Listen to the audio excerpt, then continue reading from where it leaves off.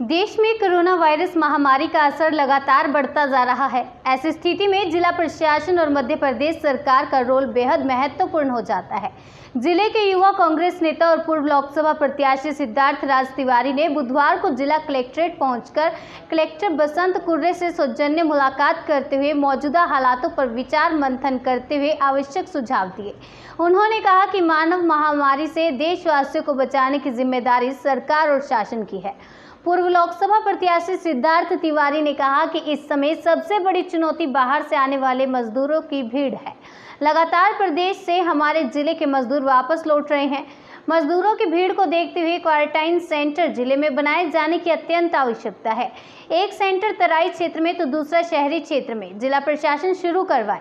उन्होंने कहा कि पोलियो की तरह हमें कोरोना को लेते हुए बेहतर स्वास्थ्य सेवाओं की समय रहते व्यवस्था करानी होगी। मौजूदा समय में रीवा में बाहर से आने वाले केवल 75 मजदूरों का कोरोना टेस्ट किसी तरह संभव हो रहा है। 30 लाख आबादी के हिसाब से शहरी और ग्रामीण में बनाए जाने वाले सेंटरों में रोज कम से कम 250 मजदूरों का टेस्ट होना चाहिए। इसके साथ ही जिला प्रशासन कोरोना वायरस महामारी वाले मरीजों के लिए 200 बेड वाले अस्पताल की व्यवस्था कराए, जिससे अस्पतालों में दूसरी स्वास्थ्य सेवाएं बाधित ना हो पाए। हम यहाँ पर एक सकारात्मक डिस्कशन करने के लिए आए कलेक्टर साहब के पास।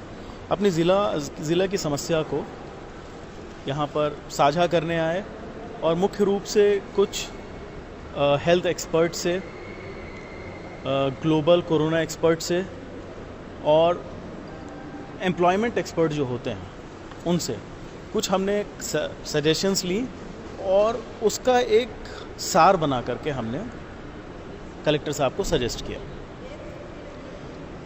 मेरा निवेदन ये है कि हमारे ज़िले में जो हमारे पास सबसे बड़ी अभी जो चुनौती आ रही है वो ये आ रही है कि हज़ारों की संख्या में मज़दूर आ रहे हैं। अब सबसे बड़ा हमारे पास समस्या ये है कि हम उनको कैसे हैंडल करें। मेरा निवेदन ये था कि हम लोगों के पास क्वारंटाइन सेंटर्स हैं ही नहीं ज़िले में। क्वारंटाइन सेंटर्स बनाए जाएं और स्कूल कॉलेजेस हम अगर चुनाव में ले सकते हैं तो हम इस मानव जाति के ऊपर आई हुई विपदा पे क्यों नहीं ले सकते। तो एक उस बारे में ध्यान दें। दूसरी, इस कोरोना को हमें पोलियो जैसे हैंडल करना पड़ेगा। इसका और कोई इलाज नहीं है, तो इसके लिए हमें अपनी टेस्टिंग जो है वो बढ़ानी पड़ेगी। अब हमें जो समझ में आया, आज टेस्टिंग 75 टेस्ट रोज़ होते हैं जो हमारी कैपेसिटी है। 30 लाख की जनता में 75 टेस्ट होते हैं। हमारा ये निवेदन है कि आप 2 टेस्ट सेंटर्स खोलें। हमने ये सुझाव दिया, एक तराई इलाके में नीचे की तरफ, एक शहर में आप खोलें और इनमें कम से कम दोनों में मिला के 250 टेस्ट होने चाहिए। कम से कम, मिनिमम 250। कुछ पेशेंट्स ऐसे होते हैं जिनमें सिम्टम्स या तो उभर रहे होते हैं या ऐसा शक होता है कि अभी इनको कोरोना है या हो चुका होता है। उनके लिए 200 बेड का एक अस्पताल कहीं बनाया जाए।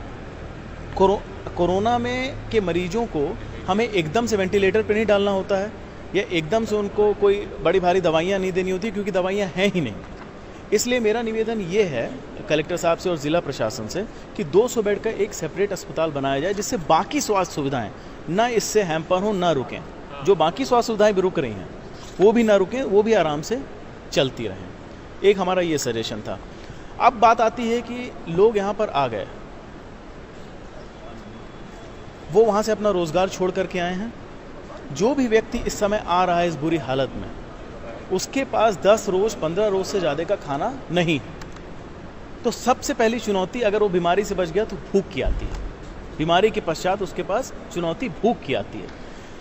इस तरह में हमें क्या करना होगा। हमारे पास कोई भी स्कीम सरकार के पास नहीं है।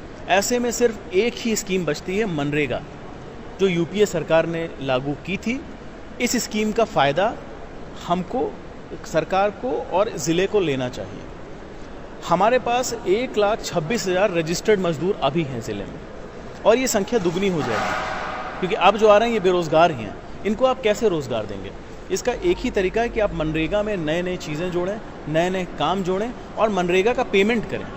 कुछ समस्या ये आ रही है कि मजदूर हमारे हज़ारों ऐसे पड़े हुए हैं जिनके पेमेंट नहीं हुए हैं, तो वो भी दूर भाग रहे हैं। तो जब पुरानों के पेमेंट मनरेगा में नहीं हुए तो नए बेचारे उसमें काम कैसे करेंगे? तो मनरेगा को प्राथमिकता दी जाए। ये यूपीए सरकार की फ्लैगशिप स्कीम थी माइग्रेशन को शहरों में जाने से रोकने के लिए। अब ये रिवर्स माइग्रेशन हो रहा है, ये वापस आ रहे हैं, तो अब फिर मनरेगा ही एक अस्त्र बस्ता है। मनरेगा पे ध्यान दें और जल्दी ध्यान दें, क्योंकि 15 दिन बाद कोरोना के साथ भूख भी हमारी समस्या होगी, रोज़गार भी हमारी समस्या होगी, और इससे समाज में अपराध बढ़ने के चांसेस भी हैं। इन्हीं चीज़ों को हम आगाह कराने आए थे। इसकी एक कॉपी हम मीडिया को दे देंगे, मीडिया की कॉपी है, कलेक्टर साहब को हमने उनकी कॉपी दे दी है। आशा करता हूँ कि प्रशासन सुनेगा और इस मानव महामारी जिससे हम सब गुजर रहे हैं, हम हर तरह का सपोर्ट करने के लिए तैयार हैं, बशर्ते सही पॉलिसी, सही स्कीम सरकार लागू करती है।